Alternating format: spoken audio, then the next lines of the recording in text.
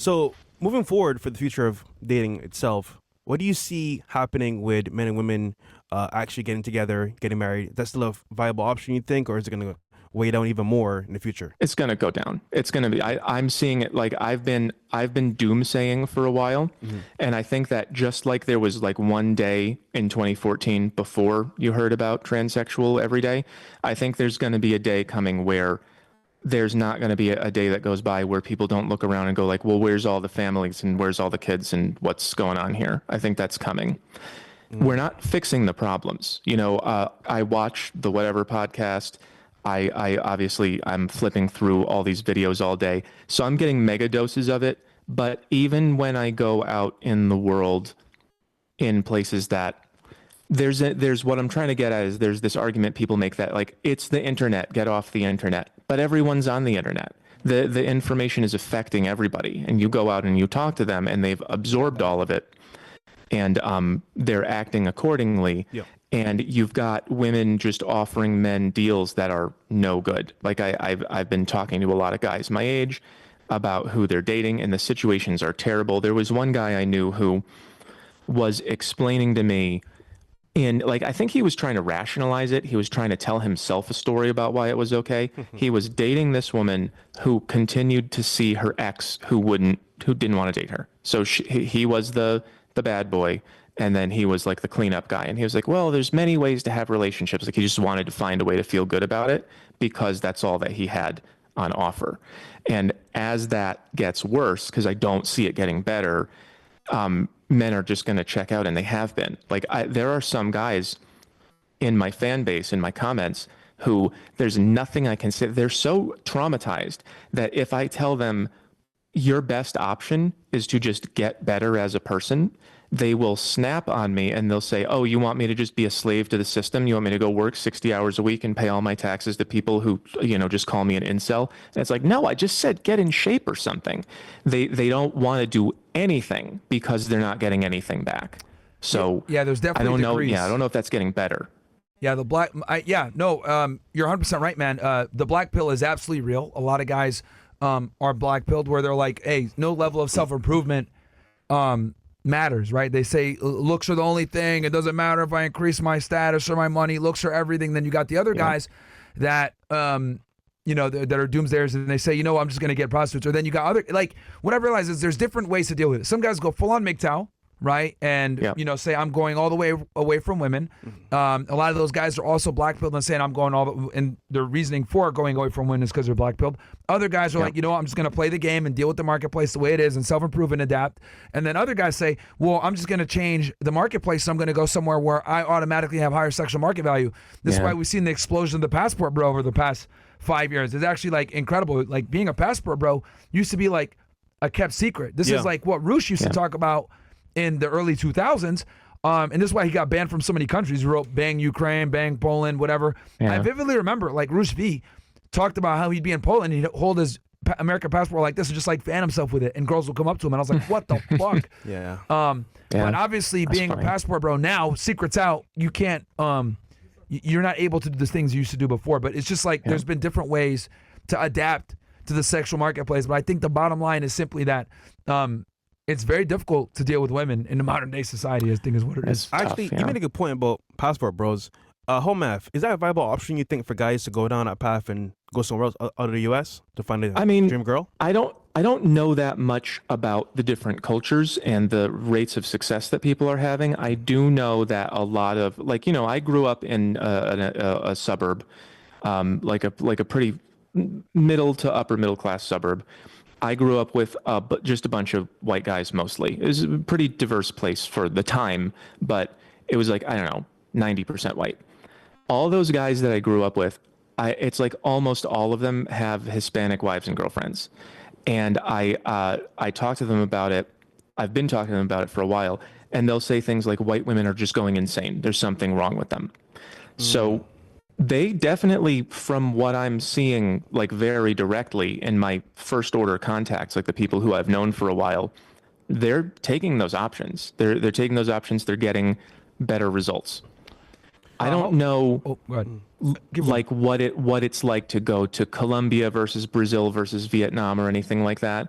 But the fact that the Western expectations that have been drilled into Western women haven't reached these places yet.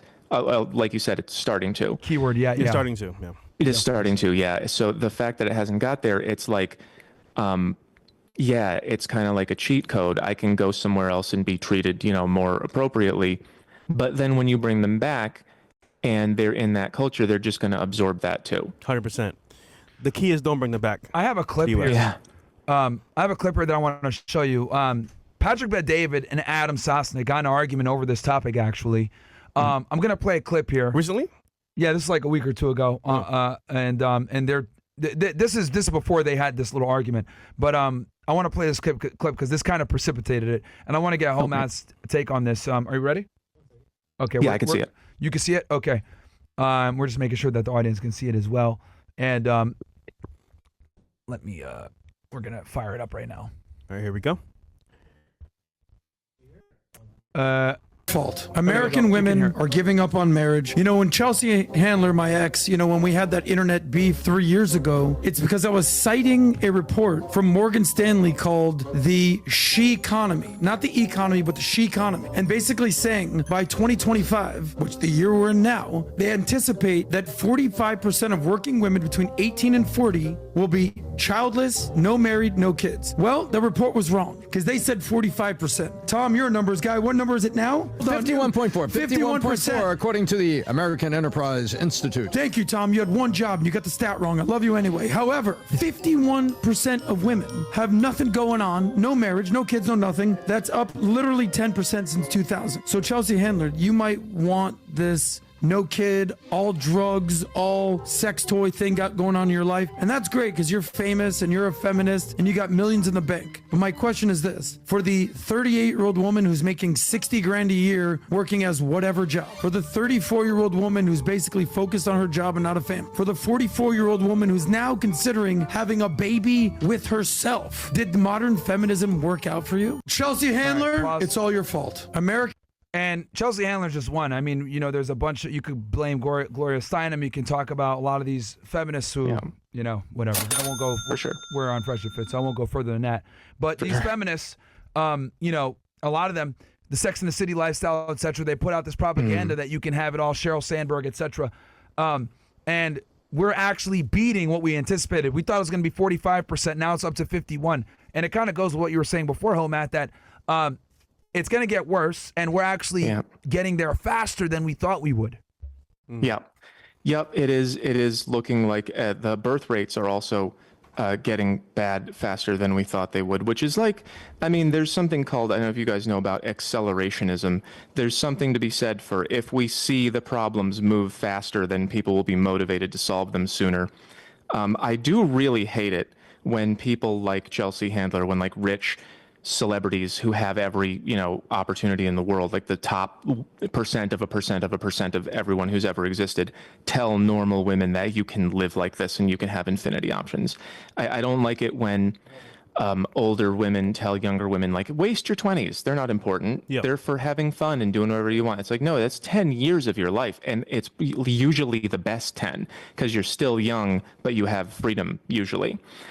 I definitely, that messaging is so bad. It's either when someone gets something that wrong, it usually is not a mistake. It usually is either stupid or evil. And I don't think that many people can be stupid. I'm worried that they might be spreading that kind of message on purpose, deliberately, to make these problems worse. And I want to add in, so what ended up happening after this conversation was, Patrick Bet-David and Adam actually got in a pretty heated argument over this. And the long story short is Patrick Bet-David said, well, the reason why you're finding these women that are, not marriage material or long-term, because Adam was saying this is a problem and it's, it's pervasive in all groups of women. And Patrick Bet-David countered and said, well, you're looking in the wrong places. And I actually thought Adam was correct on this. And I did a whole breakdown about it. I won't go into too much detail. But, I think where you meet the women, that might mitigate some of the risks and the problems, right? Like, for example, meeting a girl at Barnes & Noble is probably going to lead to a higher likelihood of finding a better girl than meeting a girl at the club. But that's not going to absolve you of the inherent risk of dealing with modern women in the West in general. And I don't think PBD understands that because he's been married for like 20, 30 years. And, you know, obviously Adam is still in the marketplace. And it's amazing to me how like married men just simply don't have a finger on the pulse of what modern women are like. I mean, hell, if you got married 5 years ago, I would argue that you're probably going to be lost with how modern women operate today. Yeah. Yeah. What are your thoughts The on that? Barnes and Noble girls are also can be pretty bad. Like I dated a bunch of intellectual kind of like literature girls, and you would really be surprised that how they can parlay that sort of intellectualism into, they're just very good with words, you know, they're smart and they know how to read, and they're very good at using words to just legitimize, you know, doing all this stuff that is destroying everything. They talk about it being, you know, a new age. They always say it's the year, it's the 90s, it's 2025, as if that, you know, changes human nature. And they talk about, what is it? There's that book, The Ethical Slut, right? Like ethical non-monogamy, I think it's called. So it's like, this has been kind of an issue for me in what I do, because I do a little bit of life coaching. I give people a little bit of advice. I can't give advice about everything. And people will come to me and say, where do I find this kind of person? And I go, geez, I don't know if they exist. Like, I don't have every answer to everything. And sometimes it's because I don't know if there is one. There was a girl yesterday on my live stream who asked me, she said she was 18 and she wanted to be a good girl and get married young and do everything the right traditional way. And she said, where do I find a guy like that? I don't know. I mean, you want a guy who's what, 24 years old and has his life in order, has money, has a house, and he's got all that, and he's willing to marry you instead of playing around? I don't know where to find that, you know? It's like, how far past the point of no return are we? So there's a point where like men and women have similar issues, but also a point where I can see where women want what they want and men want what they want as well. Mm-hmm. How do you bridge that gap between what we both don't understand we need versus what we want? What do you mean bridge the gap between, like? So for example, a lot of men want a good woman that is sexy, like an 8, 9, 10, that will stay at home, cook and clean, and just listen to whatever he says. Mm-hmm. Women want a guy 6 feet, you know, 6 figures, good looking, that loves only them. So it's two kind of like things where you may not find that right away or hard to find. And how do you bridge that gap between telling them what they actually need versus what they want? Oh, yeah. Well, that's something that I've been talking about in terms of like all this level stuff, this developmental psych. I made a video called Crisis where I talked about how, I wish I had the levels chart printed out. Maybe I'll find a copy of it somewhere else. But basically, people are not growing up as much as they used to. So I have a chart where I have all of the researchers and all the developmental psychology perspectives that were, you know, significant over the last few decades. And I use that to talk about how, in general, people are expected to grow to the 5th level, which is like, it's 5 out of like 9 that we have recorded. There might be more, but it's very, very rare. And that's like the modern world. That's like the Industrial Revolution, the Enlightenment. You know, that's the 5th level of consciousness, was what brought that forward. The 4th one was like agriculture and medieval times and traditional religion, like traditional fundamental religion, like Islam and Christianity. And the 3rd one is more like biker gangs and when we landed in America, the Native Americans were living kind of at that level. It's a lower level of social organization, a lower level of cognitive development. And I think that because of various features of the time that we live in, people are not making it up to that 5th level anymore. And they're staying in this very selfish, self-serving perspective because nobody ever put them through the trials and tribulations that are necessary to grow as a person. And so they end up just basically getting programmed by the phone to have a feeling. They blame someone for the feeling and then they do something about it. And then this person goes and does the same thing back to them. And they never step out of themselves and look at, you know, should I be doing this? And what does this other person feel? Myron. So, yeah, it's a maturity problem that's being caused by a number of things, not least of all the type and amount of media that we consume. Yo, that was so perfect. Are you thinking what I'm thinking? What? They get a feeling, they blame somebody, and then they acts up the feelings. Yeah. I mean, that's Gang. Yeah, that's females in general. Niggas I mean, too, we man. could look at the bullshit that happened with you, with the, Panda Express bitch, the girl that, menorah whore. Like, yeah, dude, like women can't take, I would argue they want to hurt you back even more the less they've experienced it. And typically more attractive women don't get played by men as much as they play men. So when they do get hit, they look at it like the ultimate, I got to get my get back. Yeah. Bro, it's crazy because all right, until you get hit by it, you don't understand fully. But like when you're playing games to a certain level, and then they can't hold the L, they will come at you so hard, bro. Yeah, it's crazy. So yeah. Yeah. Well, I'm ask a goofy question. Did you say hold the L, like as in to be the loser in the situation? Yes, because for them, basically, they thought they had a chance. When they had no chance. Yeah. Okay. So now so when that happens to them, they just lose it. 100%. Yep. Yeah, basically, and I talked about this the other day. What I've realized, again, correlation is a causation, but what I've noticed is it tends to be the trend. The more attractive the woman is and the more men that she's had fawn over her and give her what she wanted, the less she can take a no. And if she does take a no, and the less she and if she does get rejected, her response is going to be far more vindictive and evil because she is not used to being rejected by men. If you get rejected all the time, right, you're used to it. You kind of have a game plan on how to deal with it. I'm just going to move on, no biggie. But if you're someone that's never been rejected and you've only gotten the best out of men, and then a guy is able to finesse you, well, that's going to be a problem because you're not used to this type of behavior from men. Yeah. This is why I've realized that, like, very vindictive women, very attractive women, like we're talking top 1%, right? They get a bunch of men on them all the time where they have offers from millionaires, billionaires, whatever.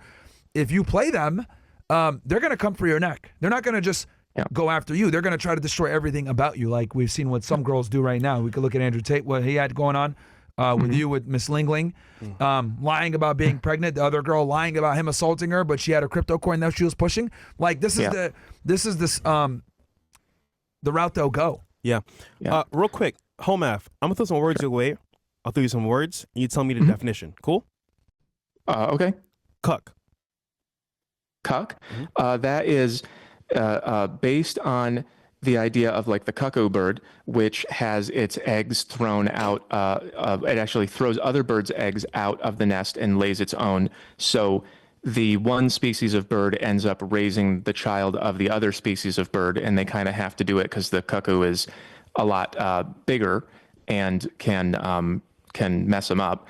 I think that's the basis of the word, and it is used in an abstract way to refer to usually guys, almost always guys, who are doing something that's against their own best interests because they feel like they have to. So being a cuck is like taking care of a woman who's not doing anything for you. She's not having your kids. She doesn't love you, but you're sending your money to her. You're supporting her. That is a cuck thing to do. People also abstract it to politics. So that they say like white guys, for example, who are always saying all anti-white stuff. Oh, I hate white people too. It's like, well, that's also cuck behavior because you are going along with something that's not good for you because you feel threatened by it, like you're not strong enough to deal with it. Cuckoo bird. I love that. What about simp? What's that? Simp. So I've heard a lot of sources for that word. I'm not really sure which one is true. I didn't do the research, but a simp is someone who I would say it's a little bit more specific than being a cuck. It's just overvaluing women. It's basically treating women like they are. Like the other day, I made a post about this young girl, this kind of just like this club girl who there's some pictures of her pretty obviously, like I can't make any accusations, but she might have, had a little bit too much fun that night. And she's running for Congress, I think. So I made a post about that and a bunch of guys showed up and said, well, what's the problem with just being pretty and dressing pretty and having a good time? And of course, she's in like a mini skirt and fishnets and everything. It's like, I don't know if I want that person in Congress. And those guys showing up to defend her, that is simping because this is a woman who, doesn't have the value you think she does. She is pretty, but I wouldn't, be buying her ring. And here you are treating her like she's the Virgin Mary. Amazing breakdown. Okay, red pill. red pill came from The Matrix, the movie The Matrix, and it symbolized Neo had the choice of taking either the red pill and waking up, seeing what the Matrix is, or the blue pill and going back to sleep and living in his dream. I love that definition of the red pill because I've always been about that. I always like the truth no matter how ugly and painful it is. But lately, over the past few years, maybe the past decade, it's kind of turned into like boy feminism, where it's just the male perspective is what's valuable and women are wrong and everything like that. It came out of the desire to understand the truth, not be fooled, not be naive. It really is, I don't want to be naive. When someone says I'm red pilled, it means I don't want to be naive and fooled and taken for a fool. I don't want to be treated like a cuck or a simp. But the way that the culture has kind of taken it, it's just kind of means like boy good, girl bad sometimes. Okay, perfect. And then last two, alpha and beta. Alpha and beta, yeah. Very, very hyper simplistic reference to the kind of guy that girls want and the kind of guy that girls don't. Alpha means good, beta means bad, alpha means strong, beta means weak. The traditional definition, I think, that came from biology when they were studying wolves of alpha and beta would be the one that leads the behavior of the pack and then the one that responds. So there would be like, if you're the president, you're the alpha, and then you give an order and everyone responds to it. Everybody changes to match you. Like, it's kind of like when a bunch of girls live together and their menstrual cycles sync up. They usually sync up to the strongest woman who leads. And so she's the alpha, and then the rest of them are beta. Bonus, hoflation. Hoflation, that just means that women are getting lower quality but cost more. It's pretty much the same thing as the housing market, where you can go spend a $500,000 on like a 2-bedroom house in Gary, Indiana, or wherever. The women are not pure anymore. They swear, they have tattoos, they have all these signs that they're not reliable. They're not loyal, they're not fidelitous, they don't stick around, but they expect a lot more. They expect, more expensive stuff. They expect better treatment. They want the door open for them. Nobody who I ever dated from high school until a few years ago wanted me to open the door for them. And now it seems like girls do want that. And it's like, well, it's kind of getting crazy there. But yeah, the price going up and the quality going down. Matt, I sent you a quick